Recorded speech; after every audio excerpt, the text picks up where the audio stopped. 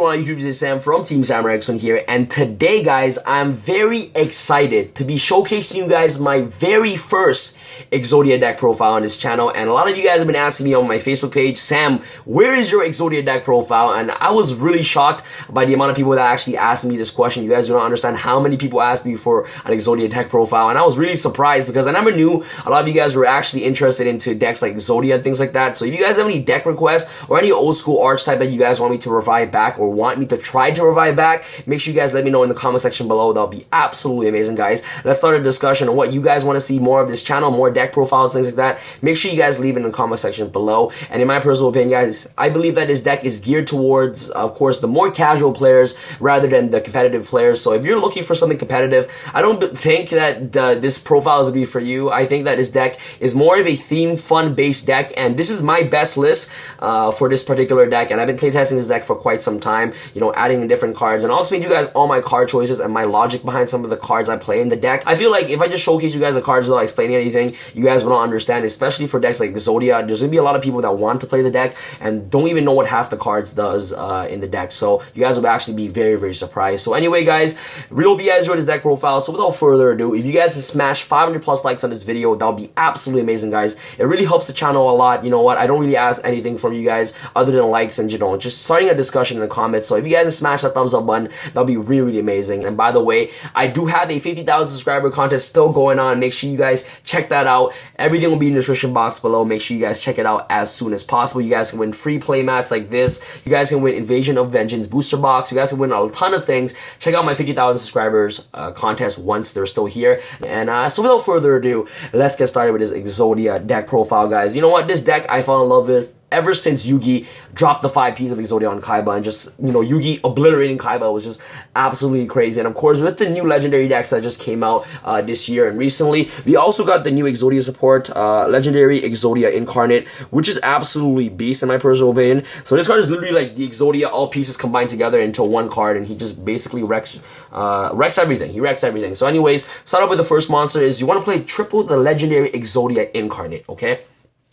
For those of you guys who do not know, this effect is that it cannot be normal summon or set, must be special summoned from your hand by attributing one forbidden one monster, and cannot be special summoned by other ways. And then, you know, so that's the summoning condition, of course. And this card gains 1,000 attack for each forbidden one monster in your graveyard, and this card is unaffected by other card effects. So basically, the only way that you can actually beat this card is through battle. Once per turn during your end phase, add one forbidden one monster from your graveyard to your hand. When this card is destroyed by battle sent to the graveyard, you can reveal any number of forbidden one monsters in your hand. If you do, draw one card for each. But if you have 5 pieces of Exodia in the graveyard, you can actually make this card 5,000 attack, which is really, really, really powerful. And I'll showcase you guys some cool combos that you guys can do with this deck throughout the end of the video, which is going to be really, really awesome. So the legendary Exodia Incarnate, really, really good. During the end phase, basically adds your Exodia pieces to your hand. So the faster you can actually get your Exodia pieces in the graveyard, 5 turns, you basically have the 5 pieces of Exodia. And if you have multiple copies of this card on the field, you basically get to add 2 pieces every single turn from your graveyard to your hand, which is really, really phenomenal. And, you know, cards like Regeki or anything like that will not affect this card at all. You cannot target this card with effects. So spell traps, monster effects, this card is immune to all of that, which is really amazing. Now we're off to the OG lineup, of course, Exodia, the Forbidden One. Guys, I had this card ever since my first edition Exodia, the Forbidden One, LOB first ed. I will never get rid of this card. I had this card ever since, and you know what? I'm just showing it to you guys now. This is probably like my rarest card, first edition Exodia, the Forbidden One, which is absolutely spicy. So of course, Exodia Forbidden One, and then, you know, the sad parts, the limbs, they're not first ed. And you know, the rarities don't matter, but I just want to let you guys know that, you know, since I have the head first ed, it's really unfortunate that I don't have the rest of the limbs in first edition. So of course, right arm, right leg, and of course left leg. Basic OG stuff right here. Be really, really beautiful. I love the way the card looks, and I love the way the artwork that Konami actually incorporated into the Exodia, which is really, really beautiful in my personal opinion. So seeing decks like this just brings back so much nostalgia, and this is why I love Yu-Gi-Oh so much, because of the nostalgia and how they're always trying to revive back older archetype like Blue Eyes, Red Eyes, Dark Magicians, and of course Exodia, to bring back old fan-based players, which is really, really awesome. So shout outs to Konami for doing that. And that's pretty much it for your Exodia engine. Really good. This deck is completely different from how back they used to play, where, you know, you just use a lot of draw cards. You're still using draw cards in this deck, of course, to draw into your, of course, your legendary Exodia Incarnate, but, you know, there's no too much draw power, such as, you know, appropriate and things like that. Your main win condition is, of course, to have the 5 pieces of Exodia in your hand, but with the release of Incarnate, you're easier to get access into these cards by, once they hit the graveyard, this card is basically like, what is it called? The Dark Factory of Mass Productions on legs, which is really, really good to add all these pieces to your hand, which is great. So that's enough talking about Exodia. Let's go off to our other engines, of course, Triple Battle Fader.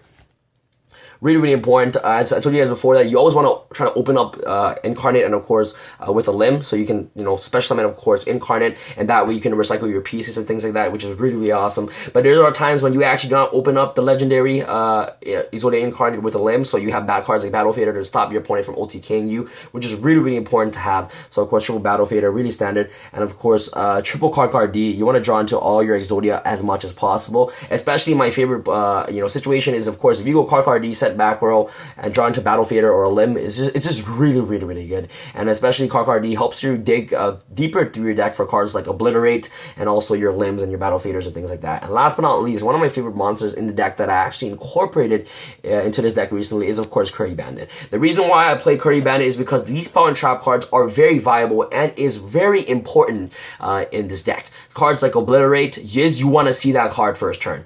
You know what, if you see multiples, it sucks, but you want to open up Obliterate as soon as possible, and Curry Bandit actually helps you get to that, and it also helps you mill your limbs to the graveyard, and also helps you send your spell and trap cards to the graveyard, so that way that you have options to add it to your hand with Curry Bandit, which is really, really amazing. And actually in the future, I actually might want to bump this card up to 2, and it's a Karibo, so you definitely must throw it into, of course, this legendary archetype, which is really amazing. So that's pretty much it for the monster lineup. Let's go off to the spells. We do have a lot of draw cards. Dark World Dealings. This card is really amazing in this deck because it helps you send your limbs to the grave, which is really awesome. It helps you dig deeper through your deck as well. So like, you know, another form of deck thing, which is really, really great. Of course, Triple Hand Destruction, really, really great. This card can also interrupt a lot of plays that your opponent tries to do with a lot of combo decks. So Hand Destruction is really, really good. And of course, this helps you discard your limbs and just helps you basically unbrick if you ever were to brick, which is really, really awesome. So Triple Hand Destruction is definitely you know, a must in this deck. 1 day a piece, really amazing, guys. It helps you 1 turn stall, and this card is at 1 for a reason, especially for decks like Exodia or any, you know, stall decks. So 1 day a piece, 1 Upstart Goblin. These are all your draw powers. So 1 Upstart, 1 Magic Planter, really important. Magic Planter is for cards like Obliterate, and of course Spiritual Swords of Revealing Light, which is really, really important, and I'll explain to you guys later on throughout the traps. So of course Magic Planter, double Power Duality. This is pretty much it for your draw power per se of this aspect of the deck. Power Duality is really, really good, although that it may conflict with your first turn Ties of the Brethren or your Exodia Incarnate. The Pot of Duality is still a great card nonetheless, because if you don't draw those cards, Pot of Duality helps you basically dig 3 cards deeper into your deck into getting the resources that you need. So Pot of Duality is really, really important, especially for those awkward, unplayable hands. Pot of Duality can help you unbrick, which is very, very phenomenal. So Pot of Duality, and last but not least, for other non-draw cards, Ties of the Brethren. The reason why I like Ties of the Brethren is that if I open up a limb, I'm able to press special summon 2 other limbs for my deck, which is really, really important. Most of the time, if I already resolve 1 Ties of the Brethren, I'll use it for fodder such as Hand Destruction or Dark World Dealings to discard. But other than that, I actually might even want to cut this card down to 1, but for now at 2 is working really, really fine for me. But Ties of the Brethren, really good. Helps tutor out your limbs, which is very, very important. And also, so you tutor out your limbs, and then next turn, if you have an Incarnate, especially if you have double Incarnate, you contribute both, especially with the two Incarnates on the field, which is really, really great. And both Incarnates will become the attack of how many limbs is in your graveyard, which is really, really phenomenal. And you basically get to add it back to your hand with, of course, if these cards were to be on the field during the end phase, you basically get to add the limbs back to your hand anyway. So Ties of the Brethren is just, you know, a really fast-paced card that you're able to just tutor out your limbs from your deck right away, which is really great. So Ties of the Brethren, really, really good. And last but not least, of course, double Dark Factory of Mass Destruction. I find myself that sometimes I would use my limbs as fodder to discard all of cards like Dark World Dealings or Hand Destruction, and also I find myself adding this card back. Using this card to add back the limbs to make my, of course, Incarnate life, which is really, really important. And most of the time, you can actually win with just activating Dark Factory and Mass Destruction. You guys all know, especially OG Exodia players, you know what I mean? You have 3 pieces in your hand. Okay, Dark Factory and Mass Destruction, GG no re, pick up the deck, scoop, you know what I mean? So the card is really, really good. It helps you add your pieces back to your hand, which is really, really great. And of course, synergizes really, really well with Obliterate because I'll explain to you guys why Obliterate is so good. So I'll just leave this card on the side. Go off to our traps, of course. Triple Obliterate card is phenomenal. You want to open this card up as much as possible. I find myself that this deck is not viable without this card right here. So Obliterate, for those of you who do not know what Obliterate does, you can target one monster on the field, any monster. Send one Forbidden One monster or Exodia card from your hand or deck to the graveyard, and if you do, return that target to the hand. If this card is sent from the field to this from the spawn trap card zone to the graveyard, you can basically add one Forbidden One monster or Exodia card in your graveyard, add it to your hand. You can only use one Obliterate effect once per turn, and only once that turn. It is a foolish burial for the deck, which is very, very powerful. So, you know, if your opponent tries to go into XYZ or anything, okay, Obliterate, bounce back, send a piece to the graveyard, boom, really, really great. And by the time I use so many Obliterates, most of my cards in my graveyard are going to be limbs anyways, so I can use the activate Dark Factory or Mass Destruction to add those limbs to my hand, activate Obliterate, send the limbs from my hand to the graveyard. You can either send from the hand or the graveyard, which is really good. Next, of course, one Spiritual Swords of Revealing Light. This card is really, really good. All these cards right here are really, really great because of Magic Planter. I want to try to, you know, basically game you, banish card from the graveyard. Basically, you take no direct damage, which is really, really phenomenal. So, Spiritual Reading Light, really, really amazing. Of course, and these are my battle traps. Of course, triple Waboku, so, you know, Spiritual Reading Light, and of course, Waboku, really, really good in the deck. I find myself that the only way that you can actually beat Exodia Incarnate is, of course, by battle. So, if you can protect Exodia Incarnate while you have limbs in the graveyard, you basically win the game. So, Exodia, really, really amazing, especially commonly out Waboku, which is really, really, really nice.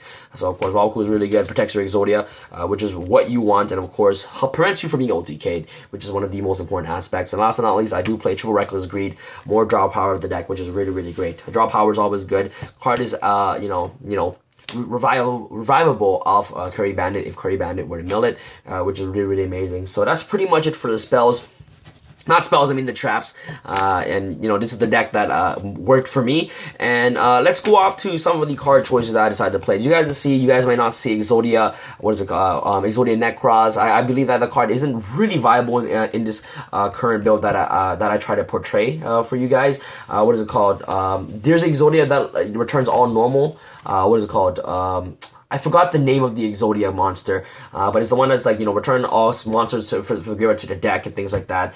And then special in the card. I don't really believe that card is really good in the deck because sometimes I really want to see the limbs in the grave. So I just decided not to play that card. I forgot the name of the card. I cannot believe I forgot it. So yeah, so I believe that this lineup is just perfectly fine for me. I really hope you guys understand my explanations behind every single thing. And let's go off to some of the combos that you can do with this deck.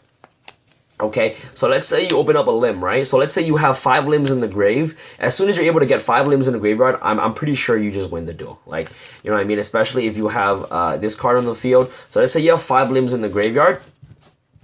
What you can do at this point, okay, no, let's say you have 4 limbs and you have this in hand, okay? So what you can do, and then you have this, okay? So what you can easily do with, like, you know, a graveyard like this or like this, and the most of the time when you have limbs in the graveyard, you're sending it off the Foolish Burial, the Obliterate. So you have this, right? And you have, let's say you have these 2 in your hand, okay? So these in graveyard, you already send everything to the grave and everything. And really the thing about Obliterate is that a lot of you forget, Obliterate can target Exodia itself and dump to the graveyard, so that way that this card becomes more attack. So a lot of people do that. So what you can do in battle phase, let's say this card at 2000 is trying to get over a big beater, you can go like, okay, entering battle phase, activate Obliterate's effect, target legendary Exodia Incarnate himself, send target any monster, or let's say that the monster is untargetable because they have a Kieran on the board. You can activate Obliterate's effect to target Exodia Incarnate, dump a limb to the graveyard. Boom, and then he becomes like whatever attack that currently is in the graveyard. So let's say it's at 2000 right now because 2 limbs are in the graveyard. Activate Obliterate's effect. Send this card to target this card because you're facing a Kieran, for example. So target this card by sending this card to the graveyard. So now you have 3 limbs, 3000 attack. Like that's another pretty cool play that you can do. But anyway, that's besides the point. Let's say you have 4 limbs in the graveyard. You normal summon a limb, tribute, of course, Exodia Incarnate. This card is 5000 already. Attack your opponent monster, which is really, really strong. End phase, activate Exodia's effect. You know, add this card back to your hand. And the next turn, this card is at 4000. Your opponent is not gonna beat this card. And you also got cards like Waboku, which is really, really important. Next turn, when you do, so next turn you draw for turn. Okay, you normal summon, of course, the left leg again, or whatever pieces you add from your hand. Tribute it. Boom. Exodia, Legendary Exodia Incarnate 2 copies. And since there are 5 limbs in the graveyard, that's 5,000 right there. That's like game. That's like 10,000 on board right here with just 2 Exodias. So you're basically just obliterating your opponent with just having 2 Exodias on the field, which is very, very powerful. End phase, activate their effects, boom, boom, add to hand. Now they're 3,000. Okay, so let's say, you want to pump this card to 4,000 because you're afraid that your opponent might get over this card. Activate Obliterate, pitch this to the graveyard. Bounce back a monster. Now, boom, boom, 4,000.